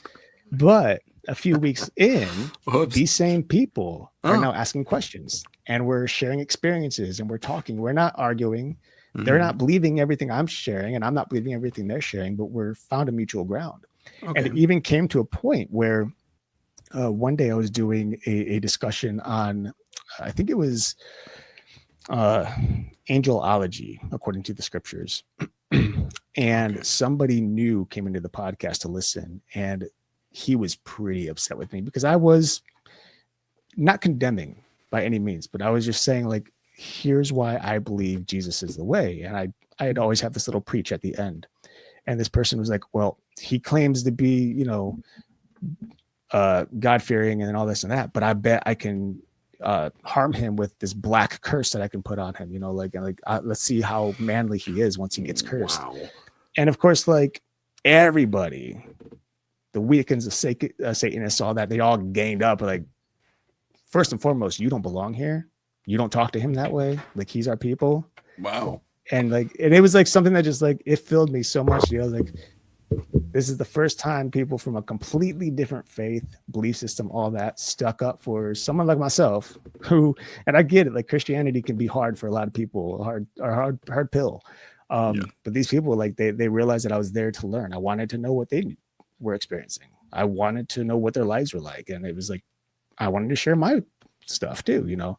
Yeah. And so it was really cool. And it didn't go long. It was like maybe a year or so before I finally was just like, you know, again, I'm a creative. So doing all the other nuances of podcasting got a little overwhelming for me. And I was like, okay, I'm done. I get but it was, yeah. So I welcomed him back as much as he welcomed me back. Fine. Moral of the story. Mutual welcome. That's awesome. That's outstanding. You touched on something that I kind of want to delve into a little bit for either of you or both of you together. What is your, for lack of a better term, well, let me put it to you this way. What are your convictions when it comes to things like UFO experiencers and alien visitation and that type of thing? Well, actually, Eric was away for this episode, but he was the one that kind of found this guest that we had on. What was his name, Eric? David Rufino. He wrote a book called Unholy Communion. Yeah. And basically in the book, it basically is talking about how UFO visitations or extraterrestrial abductees, if you will, are not being abducted by aliens. They're having a negative entity, demon, whatever experience, and they're masquerading as extraterrestrials. That was the first person outside of Eric, of course, who made me kind of think about it a little bit, that maybe not all of these experiences that people are having with extraterrestrial experiences are having ones that it's actually extraterrestrial. Maybe it's more of a spiritual attack of some kind. And I'll tell this story, and Eric can tell his story about possibly, I'm going to say possibly being abducted. But a couple months ago, I had this experience. I was asleep, woke up randomly, and felt like there was somebody in the room with me. Never have really had this happen before or since. But I had anxiety about it, and I had a hard time falling back asleep.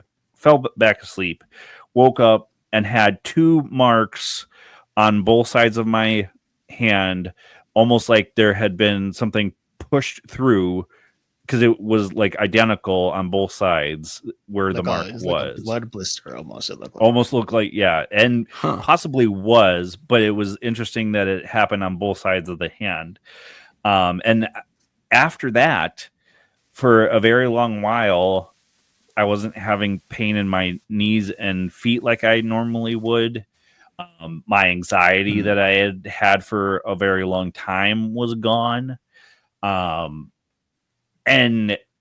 couldn't explain what happened, but it was one of those things that made me even closer to a believer that there is some type of activity happening. What that is, yeah, still not really sure, but I'll have Eric share his experience. Yeah. Well, there's a few things. I mean, first and foremost, I think a lot of the UFO settings that we have, there legitimately seem to be some sort of actual mechanical device of some sort. It's something out there that is a solid thing. You know, I've had people say, "Oh, it's just portals opening up," or "It's spiritual warfare, some sort of illusion." But there's enough evidence, I think, to support that there is something physical there, and that these objects are indeed metallic in nature in most cases. So it's something physical. I do want to run over David Rufino real quick and his book on Holy Communion, because I think that's important to just kind of share why it had Justin thinking about whether or not these are possibly demonic entities. So David Rufino was a pastor and researcher in the UFO and abduction conspiracies. And so he had dealt with and talked with a number of different abductees. He would interview them and spend days to weeks with these people. And then he would start to test them by doing his own investigations. And one of the things that he had learned over the course of roughly, I think, 2 or 3 years of these experiences and these interactions with people is that when he would proclaim the kingdom of Christ over these individuals, and he would command the alien entities to disperse, to leave, these people would never see an alien entity again. They would never be abducted again. They would have peace. There would be no fear. So he related the idea that if these entities are, let's say, creatures, humanistic to some extent, they would have no reason to flee by the name of Christ. But if there are spiritual entities, then according to the scriptures, everything under the kingdom of heaven, especially spiritual, must obey the commands of Jesus and Jesus's name. And these entities did. So they must be demonic by nature. Now, with that said, and though I do believe that there are plenty of entities that are demonic, and maybe they are all demonic, I don't know. I like to leave an open mind to other possibilities. I'm not one who's willing to just close off completely. But there's also this idea of the Nephilim in Genesis 6. God sent the flood because of the Nephilim. However, after the flood had happened, the waters receded, we see later in history that the Nephilim still existed. How can that be? My theory is that the Nephilim, who are also the gods of old, these are the same beings who potentially helped build the pyramids, who helped to create technologies that we don't know or can't even consider building today. These entities built escape pods, quote unquote UFOs, left Earth, because these are half human, half angel hybrids who are capable of way more than we can ever understand. And they got away from the flood. And after the waters receded, they came back. Some stuck around, became new gods, quote unquote gods. And others stayed out in space, and they visit from time to time. So these things that we're seeing in the skies could be demonic entities of some sort. They could be Nephilim potentially. But again, we talked to there's a person that I talked to a long time ago. He was a Christian man. His name is Jesse Marcel Jr.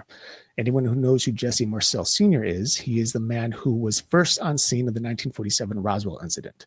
When talking to Jr., who had written a book about his father and all the things that he had brought home with him, the things that he saw as a kid, I had asked him the same question, like, what do you think these aliens are? Do you think there's aliens? And he's like, well, let me put it this way.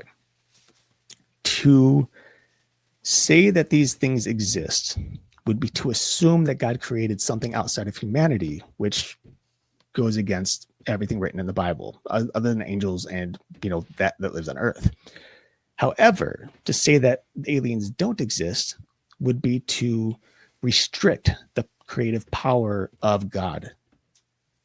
It's possible he created other entities we don't know. Just because they're not written in the Bible doesn't mean they don't exist.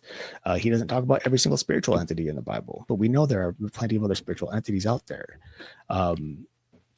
So, I think for me, it's like still up in the air as to what they are, but I do think they are very legitimate things. These are things that people are seeing. And I think they are literally, quote unquote, aliens because they're extraterrestrial. And we know that God himself is extraterrestrial because extraterrestrial defined is not of this world, something that doesn't exist on Earth.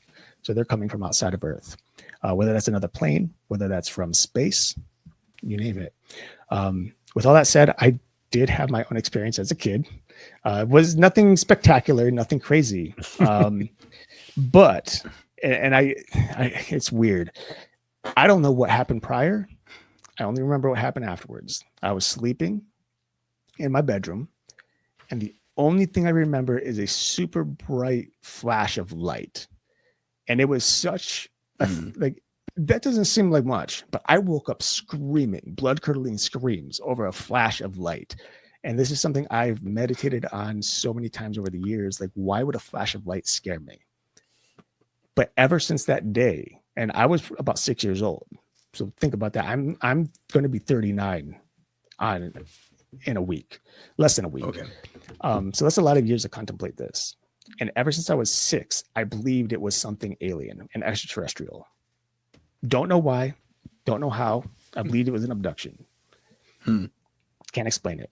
But I've always believed that. And I always think about why I was screaming. I can't remember.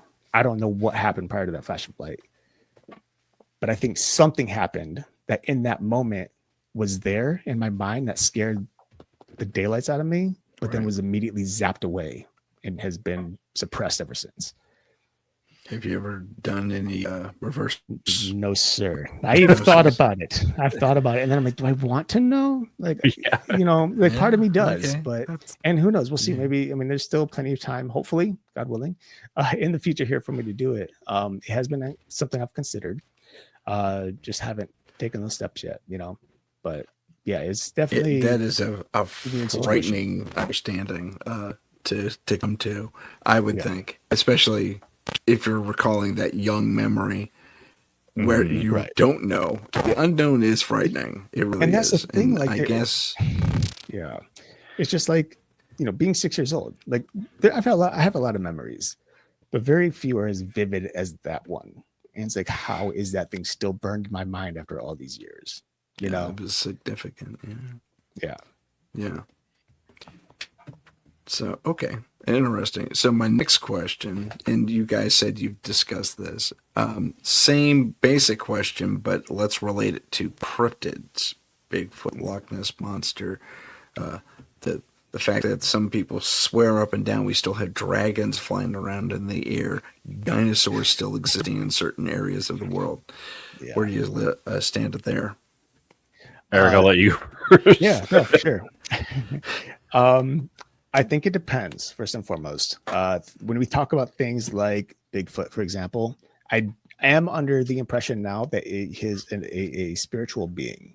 Some say extraterrestrial, which is fine too. Again, I just talked about the definition of that. But I do think he's a spiritual being because of how quickly he can disappear and how every image of him tends to be fuzzy, as if he's disrupting the technologies somehow, the waves.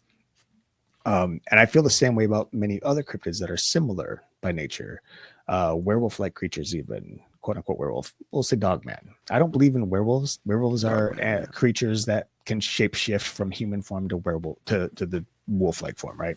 I don't believe that's possible, right? At least not physically. Spiritually, that's a whole different subject matter. We need another hour for that. But yeah, dogman. Yeah. So I think some of these entities are definitely spiritual, but I think there are others that very much could be legit. And the dogman actually is one of them that I do think could be legit, because I never released it, but I started doing my own little podcast last year. I wanted to just create something small, short-based, that just told stories of the heartland. That is a certain set of states within the U.S. The very first episode that I wrote and recorded was about the dogman, and so I dived into the research. And of course, when you think of modern dogman, something very horrifying. But when you look through the research, like through the history, you see dogman-like creatures in ancient Egypt. But there were also dogman-like creatures in Israel at one point. And there's a lot of references to these entities, these beings being able to talk like humans. And there's even been stories of people who've witnessed a dogman talking with a human, like I'm very roughly human, it's still very growly and guttural, but it was still able to speak words. And so when you're looking at the history of the dogman and how far back it extends, or the idea of the dogman, then I think there's significant evidence to support the real life modern version of a dogman who's still living, somewhere in the forests of anywhere in the world, right? I mean, our forest, we don't know everything about our forest. We have not navigated every single part of the forest in Earth. There is so much that has been undiscovered and so many places for these creatures to hide. And same goes with some of these water creatures. Loch Ness is a little different, I think, but there are other sea-like creatures that have been considered. And we know that not all the depths of the oceans have been able to be discovered. We're not able to reach those depths at times. And there are entities or creatures that could potentially live at those deep depths. Even like, I'm one who refers to the Bible a lot. You think of Leviathan, for example. This is a creature that very much sounds like a real legitimate sea monster. Maybe it really did exist at one point. We still have people claiming they see these dragon-like creatures living in the waters, serpent-like creatures. And we know that there are many animals who have gone extinct many years ago who are just now being found again, who are being seen. Like, why is an animal who's extinct 15, 20 years ago all of a sudden showing up? It's because there's these places where they hide. And it reminds us that means if these entities or these creatures that are extinct are still living, then it's very possible there are other creatures that have lived longer and are hiding deeper in places that we've not been able to reach. That does make a ton of sense. I'm reminded of, on the less cryptid side of things, the puffin. The bird, the puffin. Yeah. Thought to be extinct for like 25 years, and suddenly they showed up in force, about, 20, 30 years ago. Yeah. Look at the Tasmanian tiger, too. I mean, a lot of proof that there are still some in existence. Yeah, exactly. Yeah, they captured it recently, right, on a trail cam or something. Not too long ago, yeah. And the whole dragons, there's a lot of people supposedly catching dragons on videos right now. I would love to believe that dragons are real. I've always been a dragon guy. Eric knows this. One of the very few creatures that in almost every single area of the world has some type of dragon type entity attached to it. Bigfoot's another one where spread throughout the world, as Eric said, Dogman too. As much as I would love to believe these things and all the evidence that points that it's very possible, I try to stay on the skeptical side of things just because, and me and Eric have had this conversation on our show, without a dead body, offspring, anything like that, we're not going to say, yes, these things are real. I will always say it's very possible. It is very, very possible.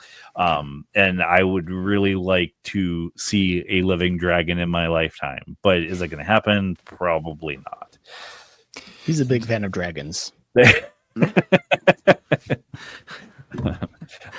like Eric said, even with the sea creatures, or as we've kind of talked about before, Megalodon, who was around in the Jurassic Mesozoic times, there are people that saying teeth are still washing up on shore. How can these still be washing up on shore if all these creatures are dead? So, yeah, I mean, you could explain that. I mean, if there's an earth shift, some sort of seismic activity could shake some stuff loose, and they start washing up with the tide. But there's all and you mentioned Leviathan. That's often depicted as a giant octopus, and they are out there for real. We've been finding them rather recently. Giant squid as well, all thought to be legends up until like the last century, give or take. So it's fascinating to dwell on some of these aspects that where you have the Bible, which is probably one of the more, I mean, granted, it was written 300 years after Jesus died, but most of those religious texts kind of follow that same suit. But you have the unique thing about, I'm Catholic too, and one of the unique things about the Bible that I heard someone else say, this isn't my quote, but it seems to be, and maybe the Old Testament as well, so talk about the Torah.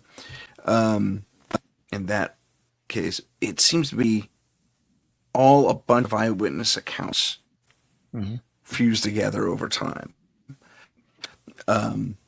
Which is interesting in and of itself. And never mind, you have letters from different saints and or well, they were apostles back then, but they became saints. But so it's fascinating. I don't see that in no offense to my listeners out there, in Islam. I don't see that in the Quran. I see someone just kind of espousing things based on what he heard from a single entity that he claims is Gabriel. So with regard to those religious texts in general, we have something else happening. We have the Bible mentioning great beasts at one point that were in existence, and then after the flood they were taken out. Right. In the Quran, interestingly enough, they explore far more in depth the elements of heaven and hell and various demon archetypes and stuff like that as part of the education of religion. And when I was going to Catholic school, I didn't go very long. I wasn't very good at it. There was this basic lesson that God is good, great, and awesome, and you do right by yourself and by your fellow man, you're going to heaven. If you fall into evil sides, you're going to hell. That's it. That was the lesson. So the takeaway is that with regard to religion explaining some of our more esoteric creatures on this planet, whether they were imagined or not, I find it interesting that there's still congruency throughout the different centuries that in which these texts were laid down. Yeah, 100%. I had a point there, but I kind of got away from me. No, no, I agree with you completely. And like I said, I grew up Roman Catholic, became born again. And then I originally wanted to be a pastor, so I have an associate's degree in religion. And, I think it's really interesting that Christianity doesn't teach much on that of like demonology and angelology unless you're actually going to be a pastor. Like you have to take those courses. But I think one of the reasons why, and I see a lot of Christians stray from that type of thing, that sort of, oh, let's not talk about the devil, let's not talk about demons. And part of it is fear, yes.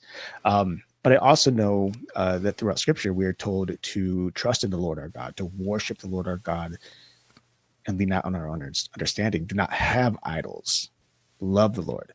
And unfortunately, myself included, before I became saved, I was dwelling on demonology. That's how I got into the whole demon affliction thing. Like I was idolizing something that, I didn't understand. And I still fell into that on occasion. I still fall into that on occasion. Like I'm human. I'm a sinner. Like that happens. And so, the reason we don't talk about that in Christianity as much is to prevent us from becoming victim to the idolization of something that we shouldn't be focused on. We should be focused on the Lord himself. And I believe, again, be good. It's like the one thing I love about Catholicism is the idea that, if we're good to our fellow man, we do good by them, we do good by God, we love God, then boom, we're going to be in heaven. Which I hope not to offend you. I oppose that idea.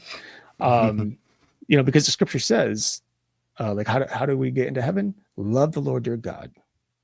Believe in Jesus. Period.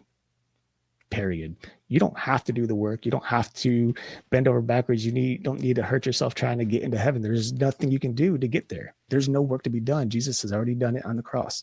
Believe in the Lord your God. Believe in Jesus. Done.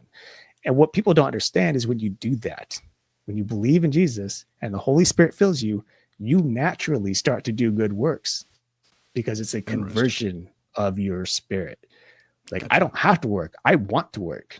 Like, I enjoy it. I enjoy helping people because the Holy Spirit is like, hey, this is what we do.